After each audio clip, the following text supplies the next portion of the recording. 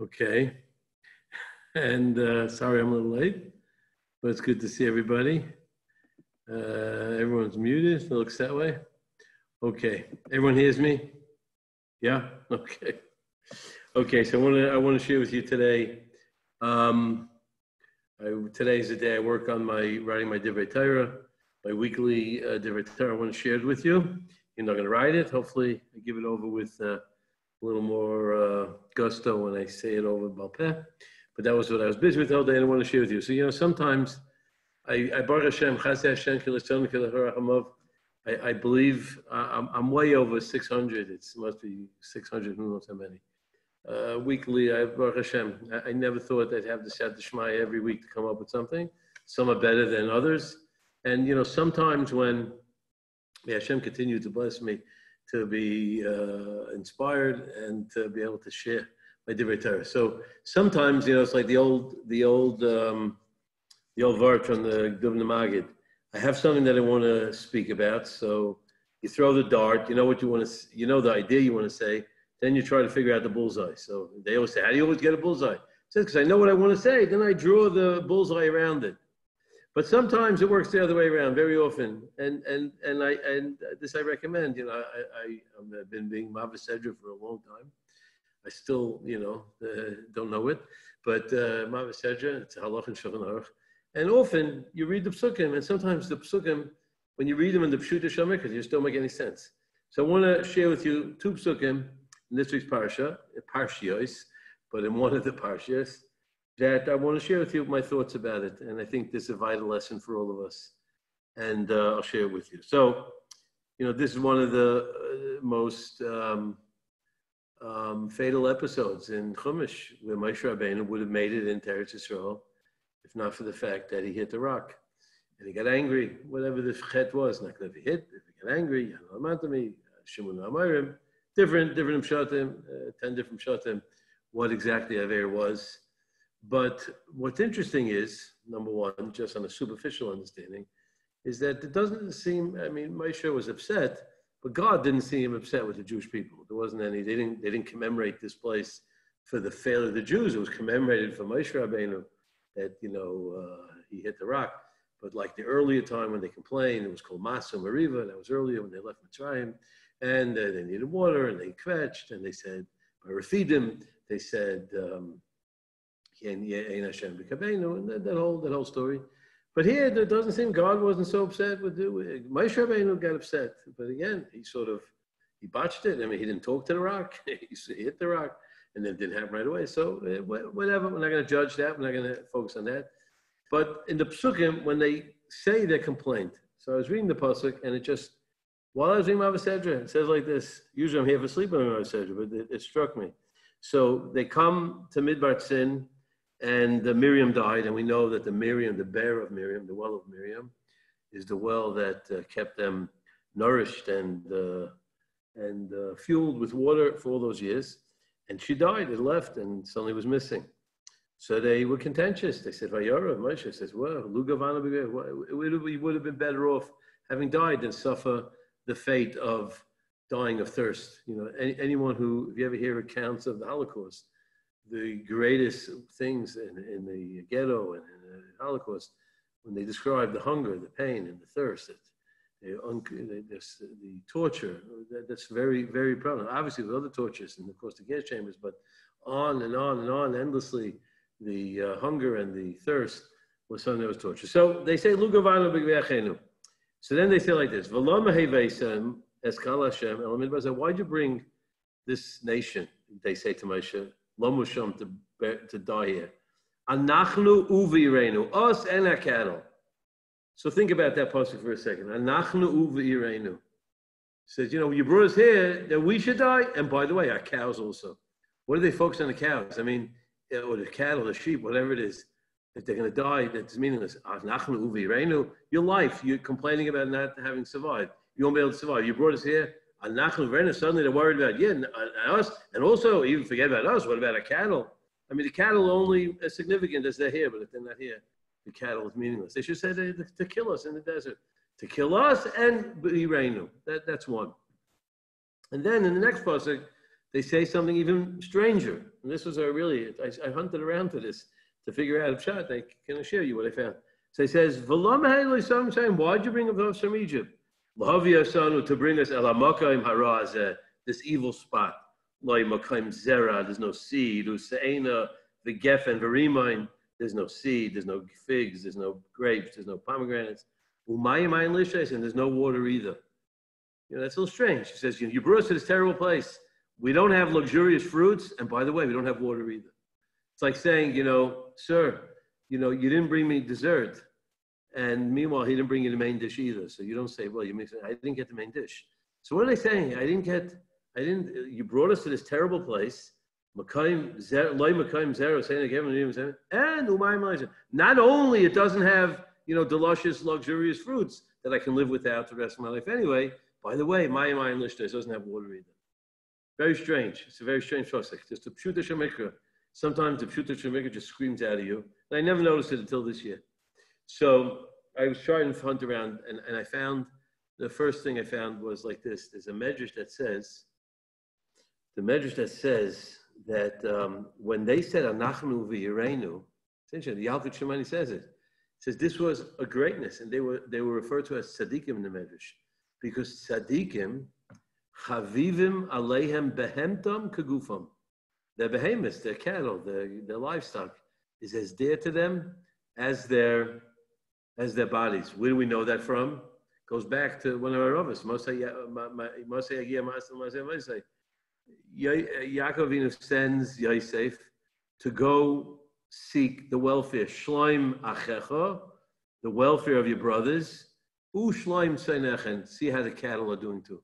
Shloim Achecha, and see how the cattle, how the sheep are doing. What he enumerated, go see how they're doing, and everything else is part and parcel with it. He isolated, he emphasized separately not only the Shloim Achecha, but Shloim Seinechen. So here you see, Mikan, Chaviva Aleim Tzadikim, Behemtam, is as chashiv to them as their bodies. What does that mean? What does that mean? Their cattle is as important to them themselves. We know Chaviva Aleim Amanu Yasmiguva, Pachumtanim. We know Rashi says it. Well, but what does that really mean? So Rabbi Chasman, who was a Talmud of the Alta Keldim, and he was a famous mashgiach in Chevron, transported itself from Slobodka, and they replanted Slobodka.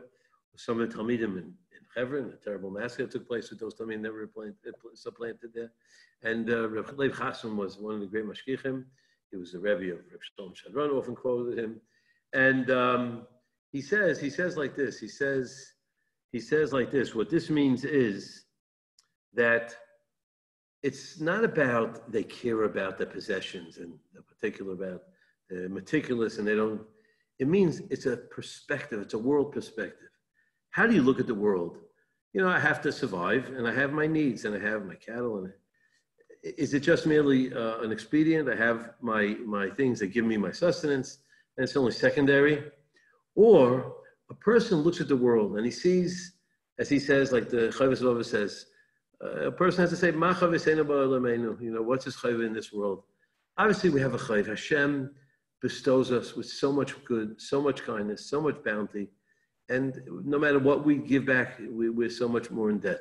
A person has to realize that we were placed on this planet to convey back and return to Hashem a thanks by living a life and appreciating everything Hashem gives us, not necessarily for appreciation's sake itself, because I benefit from it, but it's a trust that was given to us. Anything that we have a house, so we have parnasa, we have happiness, and we have the ability to involve ourselves with people and to promote goodwill and kindness and bring the Ratzon of Hashem in the manner in which we emulate His midas to everything. That's what it's about. It's not about, okay, I give you a few things you need for yourself here. This is change, and make sure you have enough money in your pockets so you can take care of yourself. It's not about entitlement, and not that we're entitled to certain things. Hashem gave us something that doesn't belong to you. I'm giving it to you, so use this as a tool to promote goodwill. And that means I give you this and look at it as an opportunity to take it, open your home to be greet guests, take your money not only to give it to tzedakah, take your animals to exhibit kindness and sensitivity to the world around you, even to your behem, even to your animal. there's a pasuk in Mishlei, and it's interesting. It obviously fits into this idea, and that's what he's saying. That Yaakov Avinu didn't look at his possessions as something he could ingratiate himself with, something that is a personal gain that he prides himself with. He saw it as a gift from Hashem to utilize, and therefore cherish and protect and preserve and use it in moderation. Don't waste it. Make sure you utilize it in a way that will promote the Ratzon Hashem, both in how you treat it with regard, because that shows how your attitude towards it is, and it promotes kindness in the world, how you treat even animals. But more than that, it's about utilizing it in a way that you see the bigger picture. It's not just me and my needs, and Hashem throws me a few bones here so I can support myself. It's all part of the tools that he gives you to be able to create a world that reflects on Hashem's greatness. So there's a pasuk in Shlomo Melech says, pasuk, Yedei Tzadik Nefesh Behemtoi V'Rachmei Rishoyim Achzori. The Tzadik, he's even sensitive because he's a man who looks at everything not as his, but as an opportunity to promote Ratzon Hashem and the midas of Hashem, the attributes of Hashem. He sees and he even understands, and it's really a metaphor. It's not just about the behema; it's about everything in the world. I'm attuned to being aware and sensitive to everything in this world because it's all here as part of God's magnificent planet for me to operate with and promote his greatness and his attributes. And the Rachmei Rishayim, but the mercy of Rishayim, Achzari, they're cruel. Because a Rasha, sometimes he may be kind to someone or to his animal because it's beneficial for him. Because, it's his steed that he rides on. If he's going to abuse it, it'll kick back at him. If he's not kind to his wife or to his children, then, they'll take it back. And when it comes to shining his shoes on Friday afternoon, they'll say, the heck with you, Abba, right? They'll be resentful, like we spoke about yesterday. So it pays to be kind. That's when it pays to be kind, you're really not sorry because you're really not looking at the other person as a person who deserves sensitivity independent of what you gain from him. The rachmei of a Rishayim is achzari. It's just achzari because deep down, that's all it is. If you don't have a vested interest, you discard with it. You take, something you have no need for, you just throw. You won't show appreciation for it. You'll demean it. You're just an achzari. You don't really. You're distant. You're cruel. So what this, I think, what he means to say, the way I understand his words, a little bit of an elaboration on his concept. What the pasuk is telling us is, they told Hashem like this. They said, they come to him and said, look, it's 38 years we're in the desert. We're waiting desperately to implement the Ratzon Hashem through the tools that he gave us. Anachnu u'v'irenu. It wasn't just we're worried about our animals. We're waiting, we're frustrated. Now we're going to come into 38 years, we're just going to die in the desert, us and our cattle. It didn't mean us and our cattle, us. What do cattle mean to me if I'm not here? It means us and the cattle and the tools that Hashem gave us. We've been waiting for this for our lifetime. We want so much to be connected to Hashem by utilizing Anachnu u'v'irenu. And the next pasuk I found is a Magid Mesharim. I don't know who he was. Rabbi Shua Zelig from Rajanoi. I don't know what that town. I don't know if I'm pronouncing it right, but it's a Magid Mesharim in Minsk. And he says in the next pasuk is interesting. Those about Kari among us, and I think certainly Etz is here. I'm not sure who else is about Kari here, and the Mets, of course. I have some of the Mets here, not all of them. Yeah, the two Mets are here.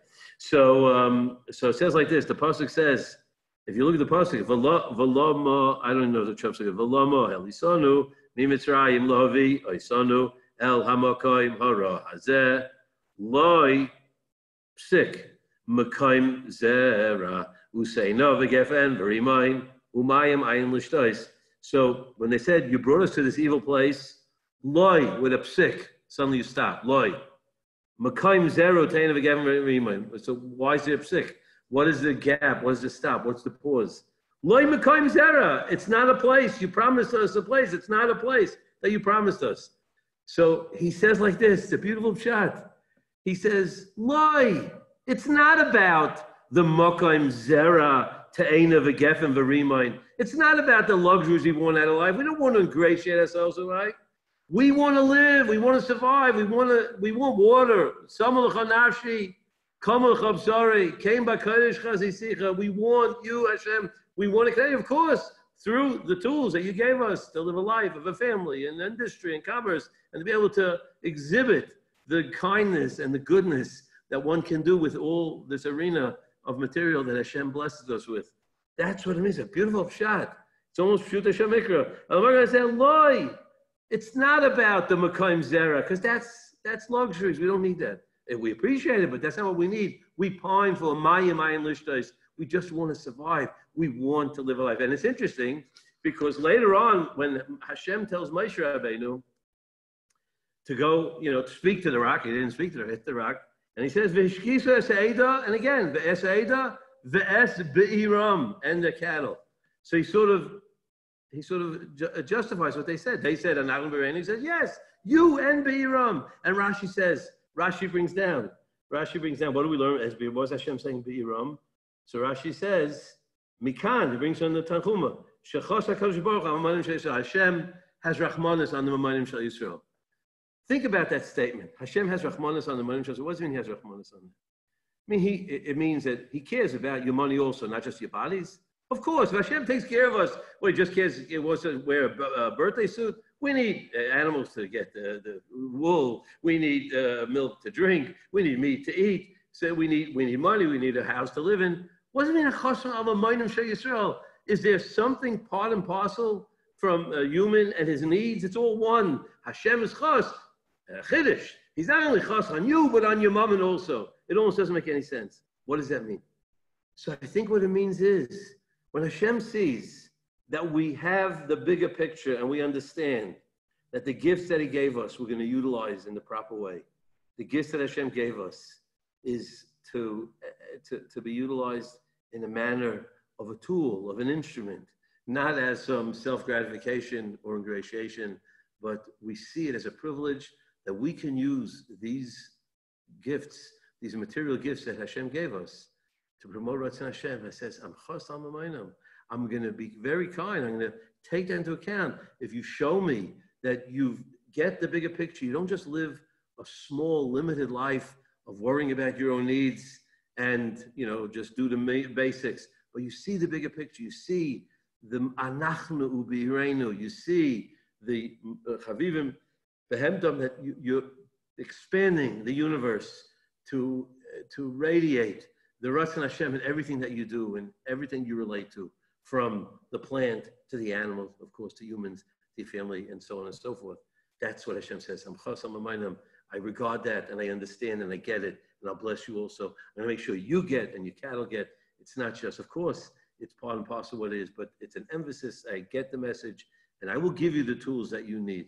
And I was just thinking, this is, our world was a world that, to a great extent, there was a Makayim Zera, Ta'ena, Geffen, and Rimon.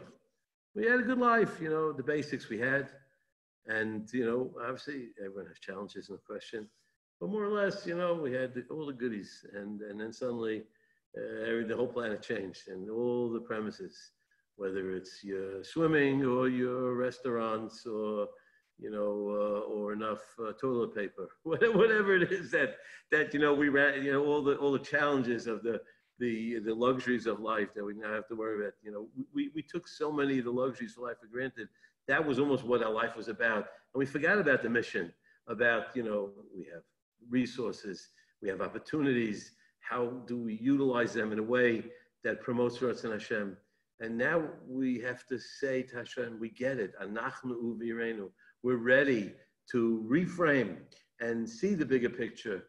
And Yedeya Tzadik Nefesh Behemtai. The Shaloh says, I didn't write this, I should have added it, but I ran out of time. Yedeya Tzadik Nefesh Behemtai. Tzadik knows his Nefesh Bahamias, his own animalistic instincts, the things within his own urges that distract him and that consume him to the distraction of the things that he really should be doing. Yedeya Nefesh Tzadik, he delves in it, and the person focuses on it and works his entire life to quash those urges and transform himself and those behemoth, the nefesh bahamis, into something that is utilized, as we said, anachnu uvireinu. It's us and our behemoth in us, not just the behemoths that are by us. The behemoth in us, we want to serve you. We want to use all the things that we have even the material things, to serve HaKadosh Baruch Hu. That's what I think is the pshat in the pasuk. Yishma chacham v'yosefayit. I hope you appreciate. I mean, I hope you agree with me. If not, you can disagree with me.